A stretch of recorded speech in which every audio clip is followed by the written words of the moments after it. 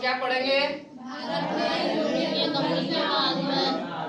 भारत में यूरोपीय कंपनी का आगमन।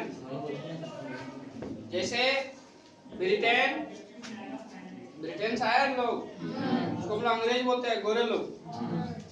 फ्रेंच, डच लोग भी आए थे, स्पेनिश भी आए थे, हॉलैंड वासी भी आए थे यहाँ पर, उसको डच बोलते हैं हम लोग।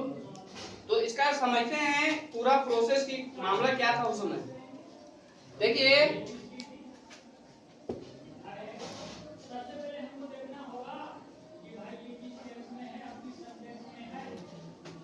यूरोप में सबसे पहले औद्योगिक क्रांति, यूरोप गलत होगा ना, ये ना होगा। यूरोप में सबसे पहले औद्योगिक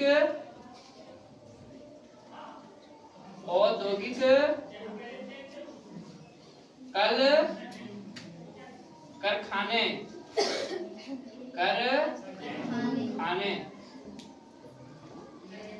का निर्माण हो गया था। लगभग 1600 के बाद ये रफ्तार पकड़ता है। औद्योगिक कल कारखाने का निर्माण सबसे पहले यूरोप में हुआ और वहां का बना हुआ उत्पादित सामान दुनिया के बाजार में क्या था? बेचना था। दुनिया के बाजार में बेचना था, क्योंकि जब तक बेचोगे नहीं फिर कंपनियों को मुनाफा नहीं आता। तो इसी के चक्कर में भारत से चाइना से होते हुए एक सिल्क रूट था, सिल्क मार्ग, जो हिमालय पर्वत के हिंदू कुश होते हुए रोमन साम्राज्य आया करता था। बीच में क्या हुआ? कुस्तुनतुनिया की संधि 1456 में कुछ लड़ाई होता है रोमन साम्राज्य और इधर वाले अरब के लोगों से, जिसके कारण अरब के लोग उन लोग को यहाँ आने जाने से क्या कर दिया? मना कर दिया। तो अब इंग्लैंड का जो बाजार था उसमें जो उत्पादित हो रहा था वो पूर्वी एशिया या पूर्वी देशों के साथ उसका कनेक्शन कट गया। अब वो माल इधर बेचे। तो सबसे पहले उन लोगों ने क्या किया? क्रिस्टोफर कोलंबस, क्या नाम है उसका? क्रिस्टोफर कोलंबस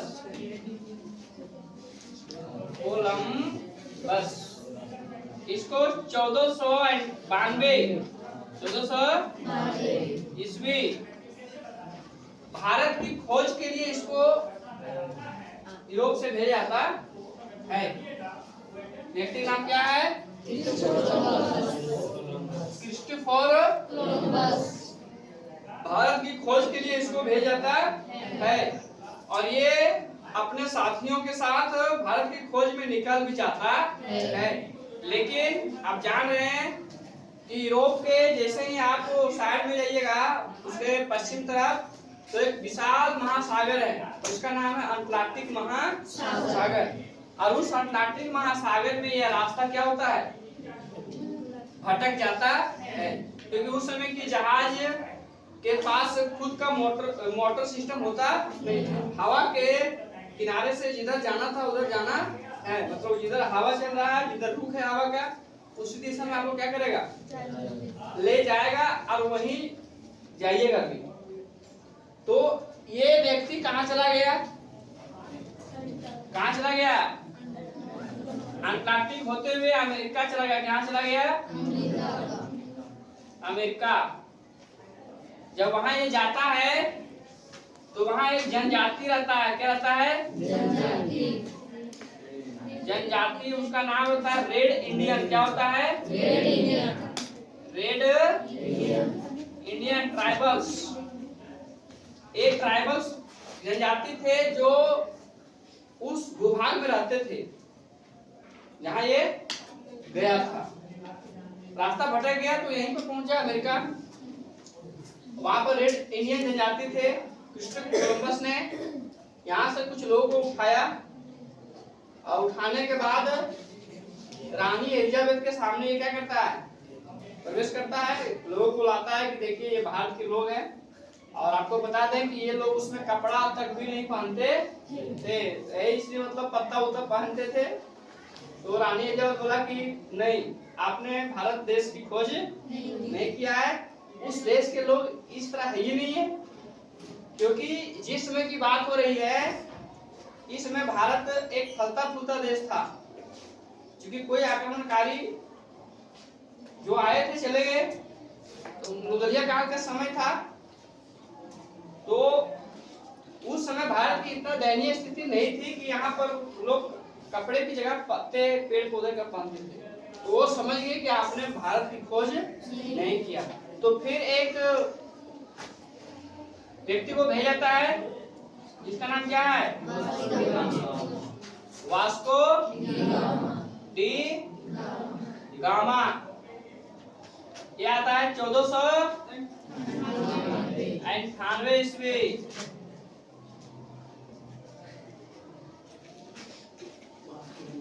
ये व्यक्ति भारत और यूरोप के बीच के रास्ता को खोज किया। हम लोग कहीं कहीं देखते हैं कि लोग डायरेक्ट बोल देता है कि भारत की खोज किसने, भारत का खोज किसने किया ही नहीं, ये रास्ता का खोज किया। और ये आया कहाँ से समझते हैं, ये ऐसे है कहाँ का, पुर्तगाल का। कहाँ का है, पुर्तगाल। अब इसका आने का प्रोसेस हम लोग यहाँ समझते हैं अच्छा से। देखिए ये आपका जो है ये साउथ अफ्रीका है, और ये है यूरोप, और ये आपका है पुर्तगाल, ये है स्पेन, इधर फ्रांस है, यहाँ पर ब्रिटेन था। ये व्यक्ति यहाँ से चलता है, और ये है अटलांटिक सागर। क्या है, अटलांटिक ओशियन ये है, और ये भी पूरा अटलांटिक ओशियन है। और यह व्यक्ति जब ये चलता है तो साउथ अफ्रीका के किनारे किनारे आता है, दूर नहीं जाता है। साउथ अफ्रीका के किनारे किनारे आने के बाद ये गुड हॉप, क्या नाम है उसका, गुड हॉप एक जगह है साउथ अफ्रीका में जहां पर व्यापारिक लोग दुनिया के किसी एक देश से दूसरे देश में आया जा करते थे। ये यहाँ पर आता है और यहाँ पूछता है कि भारत कहाँ है, भारत जाने का रास्ता बताइए। तो यहाँ के जो मछुआरे थे उन्होंने बताया था कि आप थोड़ा देर इंतजार कीजिए, भारत में देखिएगा आप कि मई जून में मानसून क्या होता है, जून में तो आ जाता है। 1 जून को केरल में मानसून क्या होता है, आ जाता है। मतलब वो जो हवा होती है मानसून का वो चल देता है वहां से। चलने के बाद ये आपका हो गया हिंद महासागर नीचे, क्या हो गया, और ये हो गया आपका भारत, क्या हो गया, और ये आपका हो गया अरब। और आप जानते हैं कि जब मानसून प्रवेश करता है भारत में तो इधर से प्रवेश करता है ऐसे, ठीक है। और ये है केरल, ये क्या है, केरल। और इसी मानसून हवा का प्रयोग करके वास्को डी गामा भारत की ओर चल देता है, और यह केरल राज्य आता है। कहाँ आता है, केरल राज्य। केरल राज्य का सबसे बड़ा समझिए, केरल के कलिकट बंदरगाह पर ये क्या होता है, पहुंचता है। केरल के कलिकट बंदरगाह पर क्या होता है, पहुंचता है।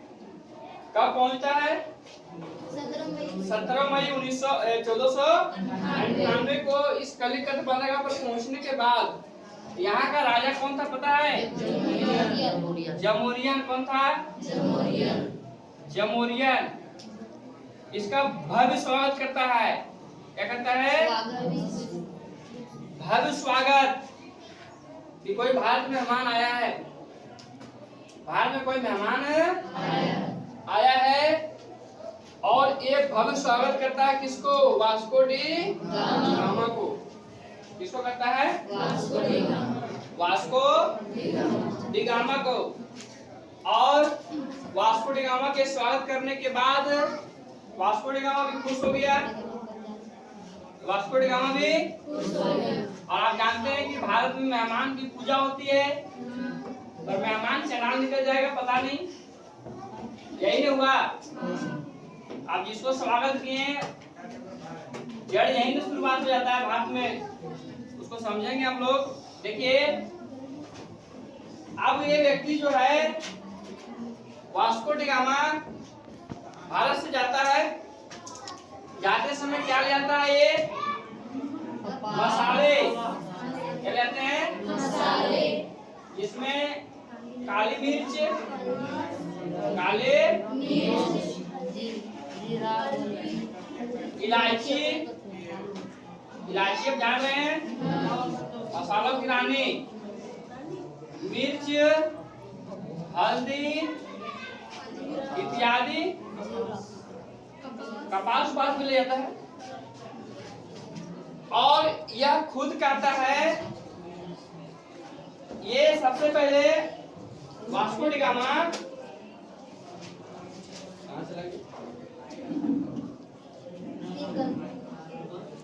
वास्को डी गामा भारत में जब पहुंचता है तो साओ गैब्रियल जहाज से बाहर आया था। वो परीक्षा में पूछता है कि वास्को डी गामा कौन सा जहाज से आया था? साओ गैब्रियल जहाज से। और जब लौटते समय ये क्या करता है? क्या ले जाता है अपने साथ? मसाले।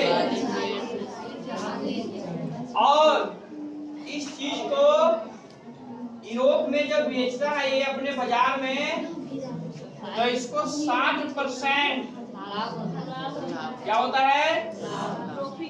प्रॉफिट। क्या होता है? कितना परसेंट लाभ होता है? 60%। कितना परसेंट? 60%। आप समझ रहे हैं? 60% का मतलब 60% बहुत होता है। इसका पूरी खर्चा निकलने के बाद 60% में क्या हुआ? प्रॉफिट हुआ। और ये फिर आता है, कब आता है? ये फिर आता है 1500 ईस्वी में। और फिर मसाले को ले जाता है। और ये तीसरा बार भी आता है। कब आता है? दूसरा आता है 1500 ईस्वी। उसके बाद आता है 1524 में आता है। कब आता है? 1524। और यहाँ आने वाली इसकी क्या होती है? मृत्यु। और इसके शरीर को कहाँ गड़ा जाता है? गोवा के बीजापुर गांव में। और आपको पता है कि इस गड़े हुए व्यक्ति को फिर से यहाँ के पुर्तगाली गवर्नमेंट इसके मरे हुए शरीर को, कंकाल को फिर से उखाड़ता है और कहाँ ले जाता है? पुर्तगाल की राजधानी लिस्बन। लिस्बन में इसका जो है सो क्या बना हुआ है? क्या बना हुआ इसका? और वहां पर लिखा हुआ है कि भारत और पुर्तगाल या यूरोप का जो मार्ग है वो फाउंडर है कौन? Vasco D gamma. ये हो गया पुर्तगालियों का। अब यहाँ पुर्तगाली में और समझते हैं हम लोग। पुर्तगाली का पहला गवर्नर कौन आता है? पुर्तगाल का पहला गवर्नर क्या नाम है उसका? फ्रांसीसी अल्मोड़ा। कब आता है वो? कब आता है भारत में? लिखा हुआ नहीं है।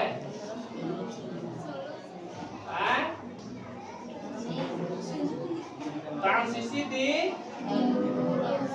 अल्मोड़ा। कब आता है ये? 1505 में आता है। 1505 ईस्वी। ये कौन था पता है? पुर्तगाल का पहला गवर्नर। पुर्तगाल का पहला गवर्नर कौन था ये?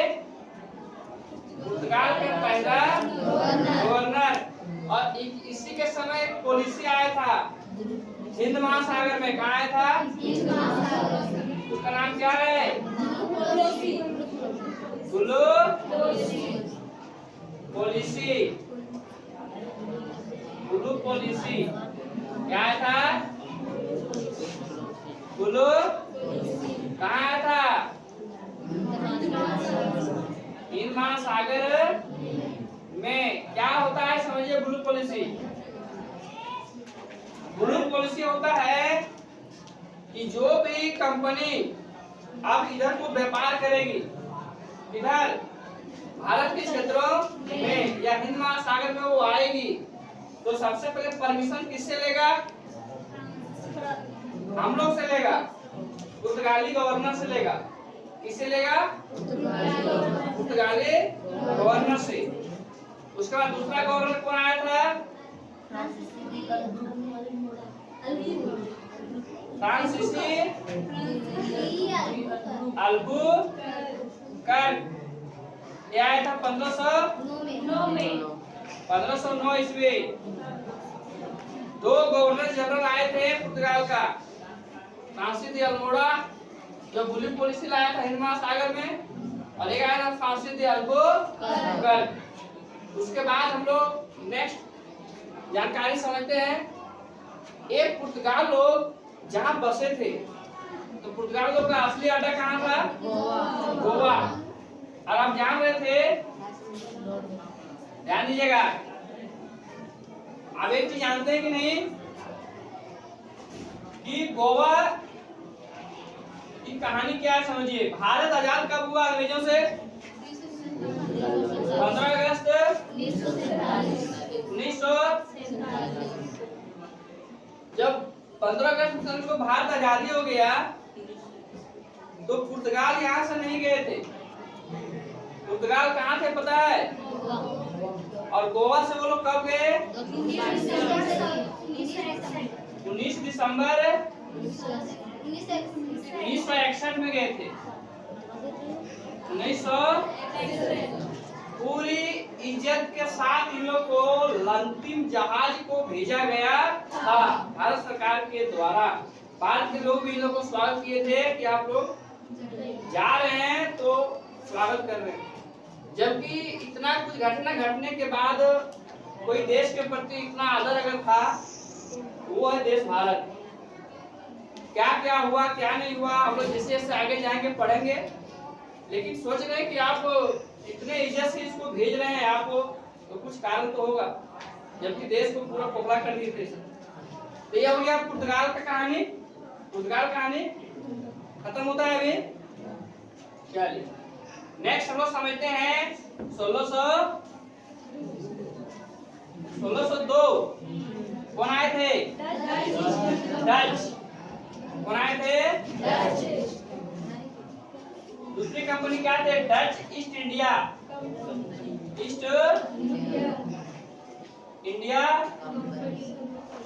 कंपनी। ईस्ट इंडिया कंपनी का स्थापना 1600 ईस्वी में था। रानी एलिजाबेथ की थी इसको। इसका मकसद था कि पूर्वी एशिया की तरफ क्या करना है? व्यापार करना है। क्या करना है? व्यापार करना है। और नियम भी बनता था। 20-20 साल के अंदर क्या था इसका नियम बनता था। ये कब आए थे? कब आए थे ये? 1602 में आए थे डच वाले। चलिए डच कंपनी का स्थापना जो किया था वो जोहान वान है। कौन है? जोहान वान। इस कंपनी का स्थापना जो प्रथम में आया था, ठीक है, जोहान वान इस कंपनी का स्थापना किया था।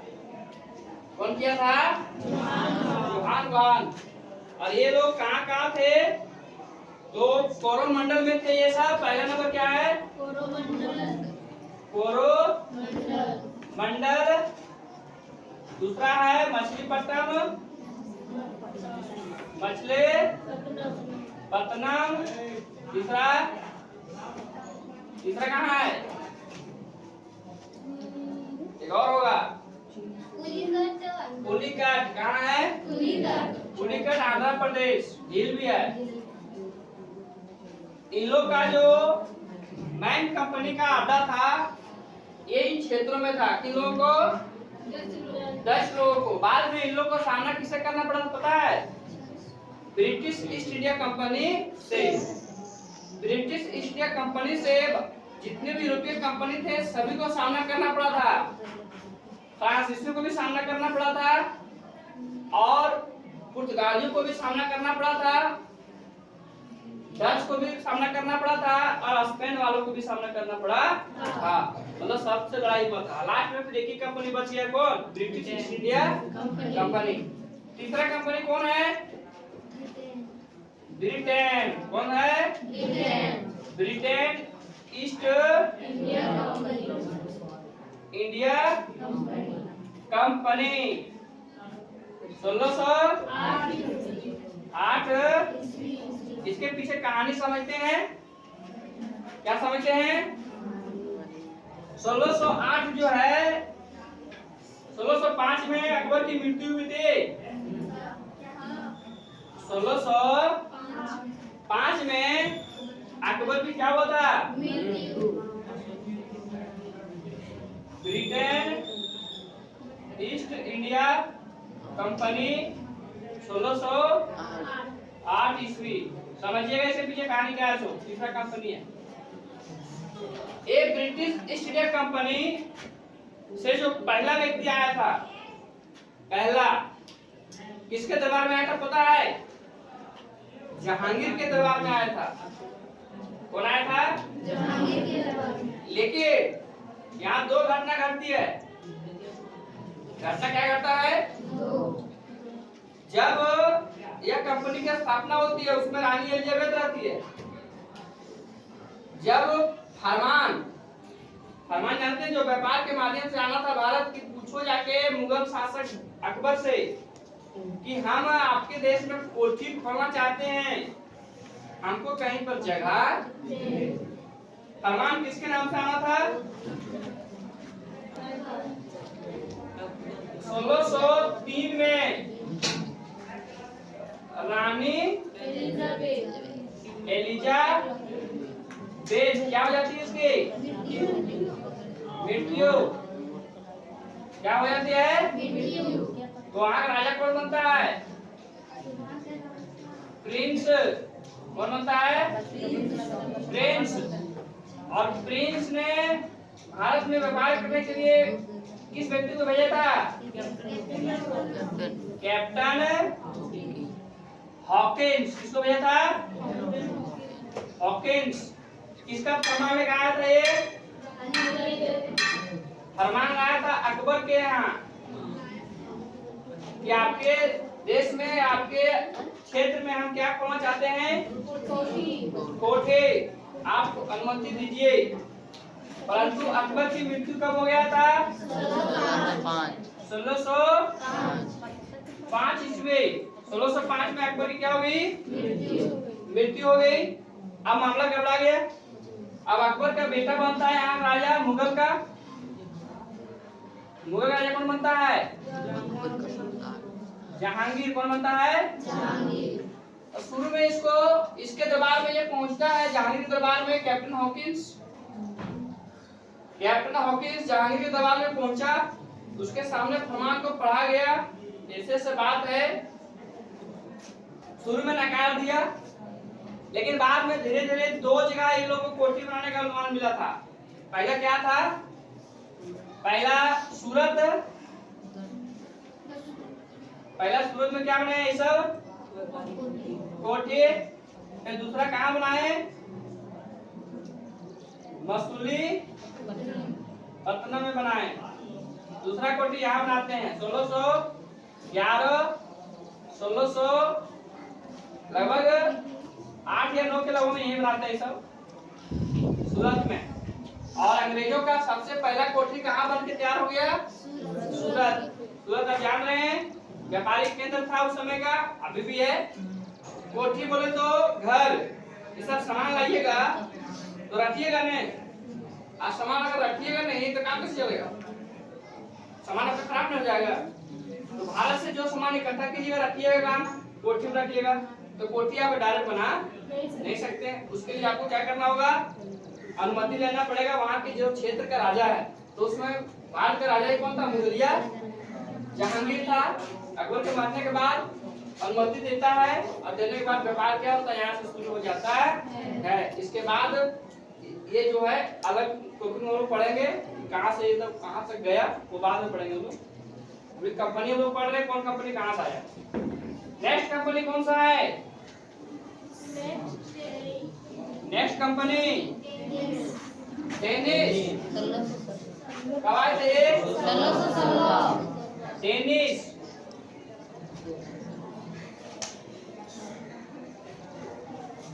डेनिश ये कब आए थे?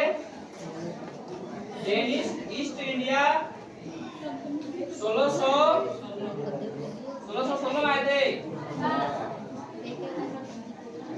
इसको डेनिश को डेनमार्क कहा जाता है। कौन सा देश कहा जाता है? डेनमार्क।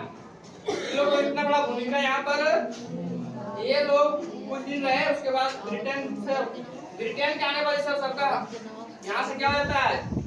ज्वालामुखी बांध के दे दिया जाता है। फिर कौन सा कंपनी है? फ्रांस।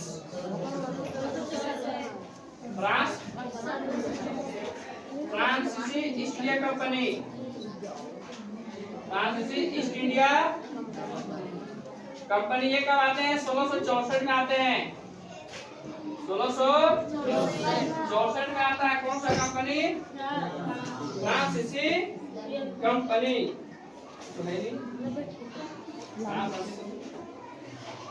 उसका डिक्टेशन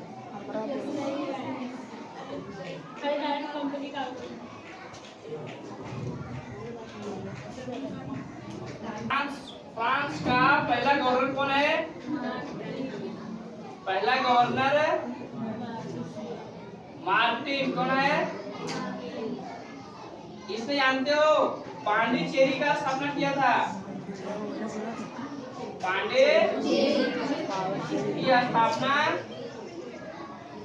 किया था।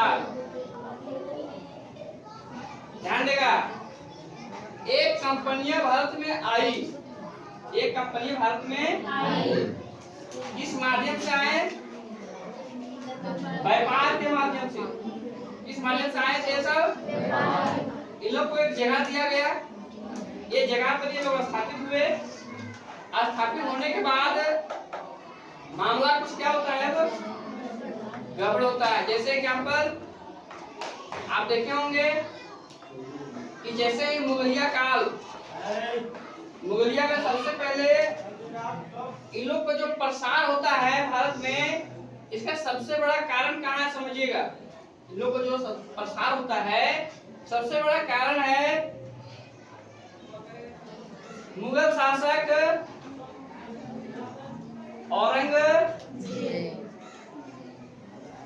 औरंगजेब की मृत्यु। कब इसका मृत्यु होता है? 1707 ईस्वी में इसका मृत्यु जाता है। और इसके बाद अयोग शासक, इसके बाद कोई मजबूत शासक इधर आया नहीं है।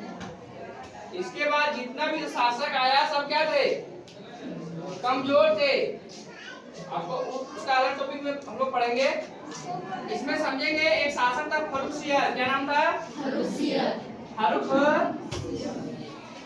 फर्रुखसियर। ये इन लोग को फरमान जारी किया। फरमान फ्री ट्रेड मतलब व्यापार के लिए कोई पैसा उसे देना नहीं है। और यहीं से अंग्रेजों का जो है सो पांव पसरना शुरू हो गया। और ये लोग को जो जगह मिला था उस जगह को बढ़ाना भी शुरू कर दिया। धीरे धीरे क्षेत्रफल क्या कर दिया, बढ़ा दिया। अब बढ़ाते बढ़ाते बहुत बढ़ा लिया। और अब जान रहे हैं कि ये इसमें का मुलाकात होता है 1757 इस युद्ध में, प्लासी युद्ध में। क्या होता है प्लासी युद्ध? बंगाल मुगलों से अलग होके मुर्शिद कुली खान निर्माण किया था बंगाल को। और बंगाल का निर्माण करने के बाद अलग राज्य बनाया वो, मुगल से अलग होके हैदराबाद को भी अलग बनाता है चिंगिस खान। और अन्य जैसे जैसे मुगलिया काल का शासक कमजोर होते गए वैसे वैसे भारत में अलग अलग राज्य का क्या हुआ निर्माण होते गया। जैसे अवध का निर्माण हो गया अलग से, बंगाल का निर्माण हो गया अलग से, हैदराबाद का अलग निर्माण हो गया। इस तरह करते करते बहुत से राज्य क्या हो गया, टुकड़ा में बट गया। और बंगाल में जब हम लोग पढ़ते हैं तो मुर्शिद कुली खान बंगाल की स्थापना करता है। अब बंगाल की स्थापना करने के बाद वहां पर राजपाट चलाता है। बाद में उसकी मृत्यु हो जाती है। फिर अलीवर्दी खान आता है। अलीवर्दी खान के बाद फिर सिराजुद्दौला यहाँ का नवाब रहता है। और सिराजुद्दौला नवाब के समय ही ये क्या हुआ, प्लासी युद्ध हुआ है। उसमें मीर कासिम मीर जाफर इसके साथ क्या करता है, गद्दारी करता है। गद्दारी करने के बाद आप समझते हैं कि इसके पहले एक यहाँ पर घटना हुआ था। उस घटना का नाम क्या है, 20 जून 1756। उसका नाम क्या पता है, काल कोठरी। क्या नाम है, काल कोठरी। समझते हैं घटना बारे में? देखिए एक टॉपिक व्यापार से समाज तक में पढ़ना था और कुछ बता दे रहे हैं। एक काल कोठरी घटना क्या है, जब अंग्रेजों का आतंक क्या हो गया, बंगाल के क्षेत्रों में बढ़ गया। बढ़ने के बाद ये लोग अत्याचारी करने लगे, बाजार में लूटपाट भी करने लगे सैनिक के बल से, क्योंकि जो प्योर सैनिक भी थे। तो सिराजुद्दौला ने एक बार हावड़ा से अपने सैनिकों को ले जाकर कितने लोगों को पकड़वा देता है, 146 सैनिक को पकड़कर एक छोटा सा रूम में क्या कर देता है, रूम में बंद कर देता है। कौन, सिराजुद्दौला। और बंद करने के बाद यहाँ से कितने बरस के निकले थे पता है, 23। उसमें से कौन सा व्यक्ति बताया था रॉबर्ट क्लाइव को, हॉलरे। बच्चे कितने निकले, बाकी सब क्या हो गए, ये बच गए। बाकी 123 मर गए, 123 मर गए। 23 बच्चे थे ना, उसमें से कौन सा व्यक्ति बताया था उसको, हॉलवेल। अंग्रेज बताया था किसको, रॉबर्ट क्लाइव को। किसको बताया था, रॉबर्ट क्लाइव को। क्या बताया था वो, काल कोठरी की घटना बताया था। क्या बताया था, रॉबर्ट क्लाइव को बताया। किसको बताया, रॉबर्ट क्लाइव। बंगाल का प्रथम गवर्नर कौन था, रॉबर्ट क्लाइव। और रॉबर्ट क्लाइव उसी दिन से सिराजुद्दौला से क्या कर लिया, नफरत करने लगा और दुश्मनी कर लिया। और इसी दुश्मनी को निकालने के लिए उसके अपने लोग, क्योंकि सिराजुद्दौला मुर्शिदाबाद में रहता था और वहां का जो काम था, जो ट्रांसपोर्ट, जो भारत से माल आता जाता था, उसका सामान कौन करता था लोग, मीर जाफर। कौन करता था, मीर जाफर। मीर जाफर को ये अपने तरफ क्या कर लिया, कर लिया। उसके बाद कुछ और थे बड़े बड़े साहूकार लोग, बड़े बड़े पूंजीपति लोग, जिसमें मानिक चंद आता है, अमित चंद आता है, और कोई आता है और थे। इतने लोगों को रॉबर्ट क्लाइव ने क्या कर लिया अपने अंदर कि देखिए हम आपको इस क्षेत्र का क्या बना देंगे, नवाब बना देंगे, आप हमारे साथ। इन लोगों का यही काम था, कमजोरों को साथ देना। एक कमजोर को साथ दिया, जो बलशाली होते थे उसको हराते थे मिलके, और कमजोर वाला तो ऐसे कमजोर, अगर वो तरफ आता था तो उसको वहां से क्या कर देते, हटा देते। यही हुआ। देखिए आगे समझिए, घटना है जब सिराजुद्दौला को ये बात पता चलता है, क्या होता है कि ऐसा ऐसा हो रहा है, तो वो सैनिक लेके आ रहा था। वो सैनिक लेके आ रहा था किधर, बंगाल, जहाँ पर ये मामला घटा था कि आखिर हो क्या गया है। हमारे अपने लोग भी हमारे साथ लगता है गद्दारी कर दिए हैं, उसको एहसास हुआ, और एहसास होने के बाद आप जान रहे हैं डेट क्या है, वो प्लासी युद्ध वाला 23/1757 ईस्वी। जगह का नाम क्या है, जगह का नाम क्या है, प्लासी नामक गांव। क्या नाम है, प्लासी नामक गांव। प्लासी नामक गांव ये मुर्शिदाबाद से कितना दूर है, 22 मील। मुर्शिदाबाद से 22 मील। बगल में गंगा नदी है, इधर बक्सर जिला है बिहार का। अभी का लोकेशन बता रहे हैं, ये था प्लासी नामक गांव। इधर आम का पेड़ पौधा था उस समय, ठीक है। एक तरफ रॉबर्ट क्लाइव की सैनिक और एक तरफ सिराजुद्दौला की सैनिक। एक तरफ रॉबर्ट क्लाइव की सेना और एक तरफ सिराजुद्दौला की सैनिक। सिराजुद्दौला जब आया उस वहां पर, तो मीर जाफर बोला कि हम इस युद्ध को क्या कर लेंगे, संभाल, आप लौट जाइए। इतना विश्वास था उसको, और वो लौट भी जाता है। युद्ध होता है। सिराजुद्दौला के कुछ महान व्यक्ति थे, जो एक कुछ व्यक्ति है जो इसके तरफ से लड़े थे, सिराजुद्दौला के तरफ से। मात्र में ये 20-25 मिनट लड़ाई चला। ये लड़ाई कितना चला, 20 से 25 मिनट, बस इतना ही। इतना ही देर में युद्ध क्या हो गया, खत्म हो गया। आप जान रहे हैं इस युद्ध का क्या निर्णय होगा। ये भाग्य का लेखा हो रहा था कि अब भारत में क्या होने वाला है। और सबसे बड़ी विडंबना यह है इधर के लोग, गांव के लोग तमाशा देख रहे थे। रॉबर्ट क्लाइव जीते या सिराजुद्दौला जीते, उन लोगों को फर्क पड़ने वाला, अरे लोग ताली से स्वागत कर रहे थे। रॉबर्ट क्लाइव इस बात को बोला है कि अगर इस दिन यहाँ के जितने लोग थे, अगर पत्थर में फेंके रहते ने, तो हम लोग क्या होते, देश से चले आते। लेकिन होनी को कुछ अलग ही मंजूर था। और प्लासी के युद्ध में सिराजुद्दौला को काम आता है, तो रोड में जब जाता है तो मीर जाफर का बेटा रहता है मीरन अली। क्या नाम होता है, मीरन अली। और मीरन अली उसको क्या करता है, वहां पर बीच रास्ते में उसको मारता है।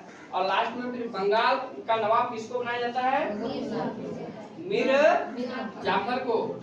अब बंगाल का नवाब कौन बन गया, मीर जाफर। क्वेश्चन आता है कि सिराजुद्दौला को किसने मारा था, मीरन अली, जो इसको बेटा था। और वहां का नवाब कौन बनता है, मीर जाफर। कौन बनता है? मीर जाफर। और आप जान रहे हैं कि इसके अगुवाई में अंग्रेजों ने इसको यहाँ पूरा लूटना शुरू कर दिया। तो ये बगावत किया तो अंग्रेजों ने इसे क्या कर दिया? अपने पद से हटा दिया। तू जा बेटा, अब तू भी आराम कर, क्योंकि इन लोगों का मकसद था लूटना। इन लोगों के बीच में जो टांग लाएगा उसको क्या करेगा सब? और इसके जगह पर किसको लाया? मीर कासिम। किसको लाया? दामाद ससुर का रिश्ता था दोनों में, ठीक है। जो मीर कासिम था इसका दामाद था मीर जाफर का। और मीर कासिम आप जान रहे हैं अब कौन सी रूपरेखा तैयार होने वाला है? तो बक्सर का युद्ध। क्या तैयार होने वाला है? क्या तैयार होने वाला है? अब का युद्ध 22 अक्टूबर 1764। कहानी समझते हैं हम लोग। बंगाल का प्रथम गवर्नर उस समय रॉबर्ट क्लाइव 57 में है, प्लासी युद्ध में। 64 के युद्ध में वो नहीं रहता है, अगुवाई करता है कौन? Thomas Munro. और उसमें वहाँ का जो गवर्नर होता है बंगाल का वो होता है कार्टियर। कौन होता है? कार्टियर। समझते हैं कहानी क्या है। मीर कासिम के समय भी अंग्रेजों ने वहाँ क्या किया? बंगाल में लूटपाट जारी रखा। लूटपाट जारी रखने से काम बना नहीं। लूटपाट जारी रखने से काम ये भी क्या कर दिया? टांग ला दिया। ये आप गलत कर रहे हैं, आप लोग हमारे राज्य को खाली कर रहे हैं, आप लोग के पीछे भी कार्रवाई होगा। और अंग्रेजों ने फिर इसको भगा दिया। बोला मीर जाफर तू जा, गलत तो तुम्हारा दामाद डेंजर है। अब मीर जाफर फिर बंगाल का गवर्नर बनाता है। मीर कासिम इस चीज को देखते वो बर्दाश्त नहीं किया। बाद में वो जानते हो क्या किया? सो और 2 राज को बुलाया। किसको इसको बुलाया पता है? वो मुगल काल का राजा उसमें कौन था? शाह आलम द्वितीय। पहला नंबर कौन है? मुगल शासक कौन था? शाह आलम द्वितीय। दूसरा क्या? दूसरा कौन था? यवद का नवाब। यवद नवाब कौन था? सुजाउद्दौला। कौन था? और तीसरा में कौन था? मीर बंगाल का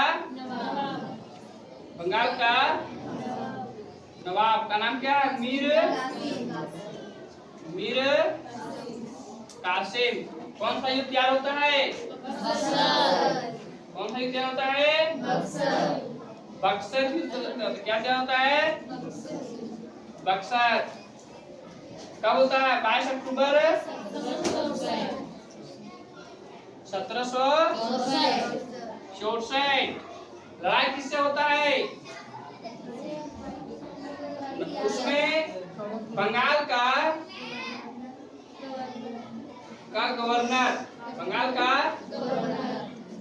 गवर्नर कौन होता है? कार्टियर। क्या होता है? और अगुवाई कौन करता है?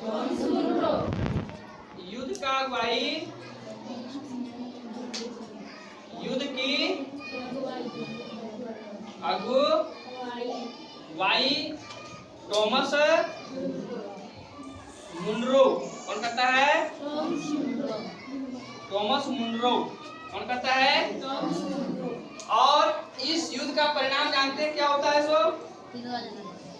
इस युद्ध का परिणाम यही होता है कि ये तीनों क्या होते हैं? हार जाते हैं।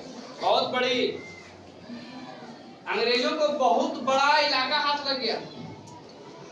ये जो बंगाल आप जान रहे हैं ना, इस बंगाल में उसमें बिहार भी था और उसमें उड़ीसा भी था, और आप जान रहे हैं कि झारखंड उसमें बिहार में ही था। तो सोचो बंगाल कितना बड़ा होगा, अनुमान लगा सकते कि नहीं? इतना बड़ा बंगाल, अवध का इलाका पूरा यूपी, ये मुगल दिल्ली। अब मुगल का कहाँ तक इलाका था आप समझ रहे हैं? मुगलिया काल कहाँ तक था? पूरा उधर अफगानिस्तान वाला जितना है सब इसी के अंदर था। पूरा नेपाल बर्मा उर्मा सब उसमें क्या था, इसी के अंदर था। इतने बड़े इलाके का राजा बन गए कौन लोग, अंग्रेज लोग। बहुत बड़ी जीत हो गया ये, अंग्रेजों की बहुत बड़ी जीत। 3 बड़े क्षेत्रों पर ये क्या कर लिए, शासन व्यवस्था आजमा दिए। उसके बाद हम लोग कहानी पढ़ेंगे, आगे पढ़ेंगे। उसमें क्या पढ़ेंगे, है ओ हैदर अली मैसूर की कहानी, क्योंकि प्रथम मैसूर युद्ध भी होता है, दूसरा मैसूर युद्ध होता है, तीसरा भी होता है, चौथा भी होता है, वो बाद में पढ़ेंगे। और आप यहाँ एक और चीज पढ़िएगा, 1761 आपको याद है, पानीपत की तीसरा युद्ध, पानीपत की तीसरा युद्ध। और आप जान रहे हैं यह युद्ध इस बात को तय किया कि पेशवा या छत्रपति शिवाजी महाराज का जो गढ़ था, उसमें जो बाजीराव द्वितीय थे वो हार गए। और वो हारने के बाद ये तय नहीं हुआ, तय ये हुआ कि हारने के बाद अब भाई किसके यहाँ जाएगा। इसको हराया कौन था, पानीपत का तीसरा जो युद्ध हुआ था उसमें कौन कौन आया था, नहीं, नाजिब-उद-दौला रोहिल्ला का सरदार था वो।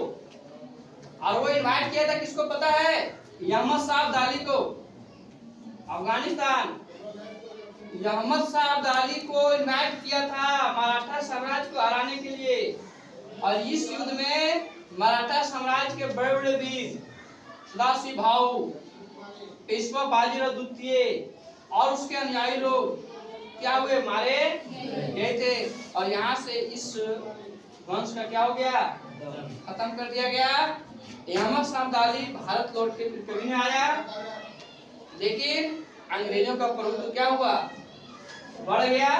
और आप जैसे 1800 ईस्वी में जाइएगा तो वहां भी पढ़िएगा किस तरह से पेशवा का विभाजन होता है, किस तरह से अंग्रेज और पेशवाओं के जो सरदार थे, जो अलग अलग डिपार्टमेंट बटा था, जिसमें आपको ये आता है भोंसले आते हैं, गायकवाड़ आते हैं, उसके बाद सिंधिया था, पेशवा खुद है, वाले तो जगह का नाम है ना।